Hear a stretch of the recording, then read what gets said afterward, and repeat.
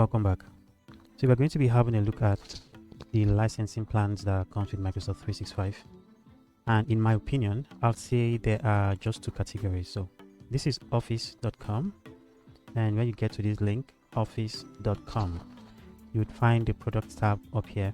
Please note, we are not going to be paying for any subscription throughout this course. You can get all of these subscriptions, any one of them, for free. So I just want to put that out there because we are going to be discussing pricing, and it might look like I need you to purchase one of these. No, I don't. I'm just showing them to you because, of course, you need to know them. So please note, we are not paying for any subscription. So when we go in to check for the pricing for any of these, it's because I need you to see the plans and know the features that come with them. So just click on that, and it gives you 3 different categories, which are for home, for business, and for enterprise. So I like to just split this in 2 to say personal and business. Now the business plans are for small businesses, and then the enterprise are for larger businesses. So let's have a look at what the pricing looks like for the home. All right, when you get to this point, you get to see the plans. You could pay monthly or you could pay yearly. Of course, it's more economical to pay for an entire year.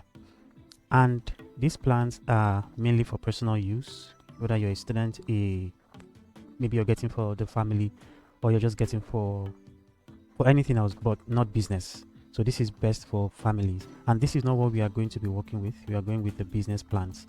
Of course, the family plan has a whole lot of things there, and you could get best value for 2 to 6 people. You could get one license and use this for up to 6 individuals or 6 machines, as the case may be. So you can have 6 people log in and use this account. All right, and these are the plans. I wouldn't be discussing this today because this is not why we are here. We are here for the business side. So I'm going back to the top, and over here it says for business. So this is the business side of things, and this is most suitable for small businesses. And if you're a large business and you don't need so much of the features that are available for the enterprise, you can stick to this. But these are the major plans that you have for the business. You have the business basic, the business standard, and then you have the business premium. So this is it's a plan that only gives you access to the Office 365 applications, and not so much of the services, but just the applications. Okay, so the business basic has all of these services attached to them, but you only get the web, only the web and the mobile. You get nothing else but the web and mobile versions. So if you're going for the business basic, you won't be able to download the Microsoft 365 applications on a desktop computer or something like that, but of course you can use all of the apps on the web, and you have a limited number of applications and services that comes with the business basic plan. If you go for the business standard, you would get all of the plans and every service you get with the business basic. In addition to that, you get the desktop application, the web, and the mobile app. So this is a good plan for anyone that needs to use the desktop application alongside the web services. So you get everything for the business as stated here, including the desktop application. You get all of these applications for your desktop. You can download these on your machine and use them. If you're on a Mac, you can get this as well. If you're on a Windows, you can get this as well. So that is one of the differences, and you get some additional applications like the Publisher, the Loop, and you get the Teams app as well. As we had seen in the previous, maybe one of the previous videos, this application was pulled out. The Teams application was pulled out from the Microsoft 365 pack, and it's now on its own. So you get this application, the desktop application as well, when you get the business basic license. So for the premium, you get everything that is inside of the business standard, and mind you, everything inside the business standard is everything inside the business basic is inside of the business standard. So everything inside of the business standard is now inside of the business premium license, and you get some additional features like the Azure Information Protection. You get Intune. You can have an Intune managed environment. So we're going to discuss most of these things later on in the course, and this plan is mainly for getting the applications, the desktop, the web, and the mobile application, as well as some cloud storage, 1 terabyte of cloud storage. All right, so we are not going to be using any of these plans. Yes, they are good, but we are not going to be using any one of them. So if you want to get a clearer picture of the services that comes with the plans, maybe the business basic, the standard, and the business premium, you can just scroll down and click on this point to see all of the services.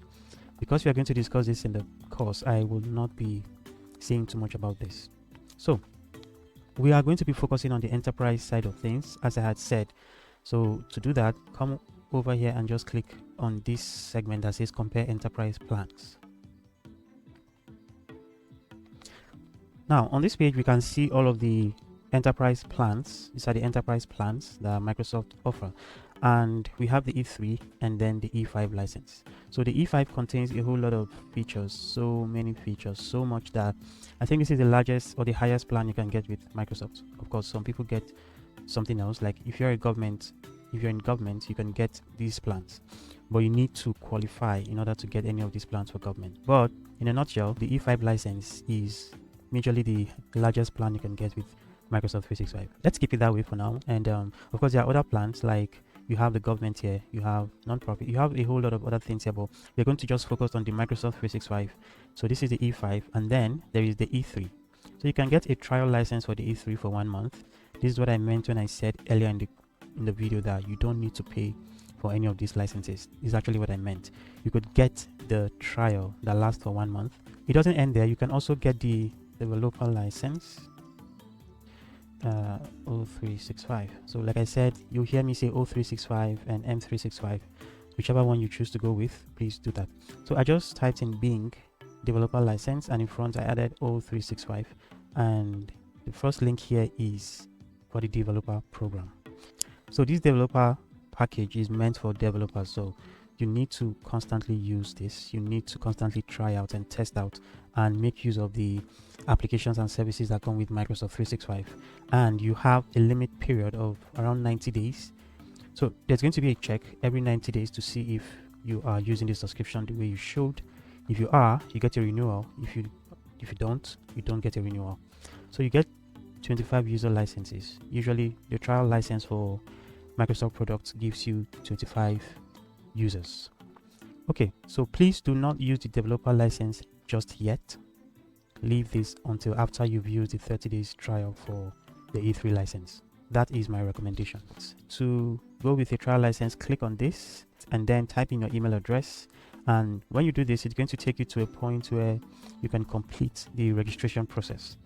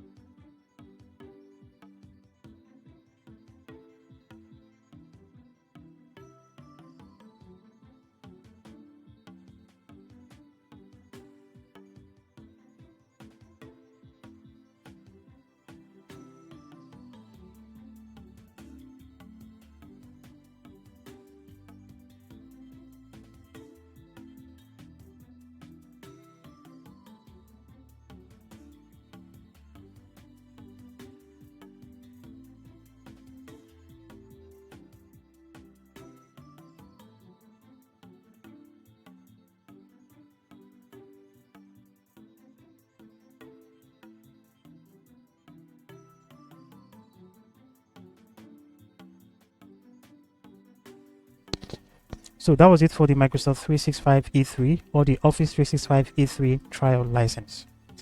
Alright, so to join the developer program, you can click here on join and proceed. So like I said earlier, I already have a Microsoft 365 subscription, so I will not be creating this. However, I'm going to be giving you pointers as to how this will be created. So this is a detailed step on how to join the Microsoft 365 developer program. So like I said, things change every now and then, so this may change from time to time, but the process should generally remain the same. So the first step would be to click on this link, and it opens up on a different browser. I'm just opening it up on a different browser. The shortcut to do that is hold down your control key and then click. So it opens up the page we have been looking at. That's the same page, and then you follow these steps. So I'll leave this link in the description below. And please go through these to join the program, and I'll see you in the next one.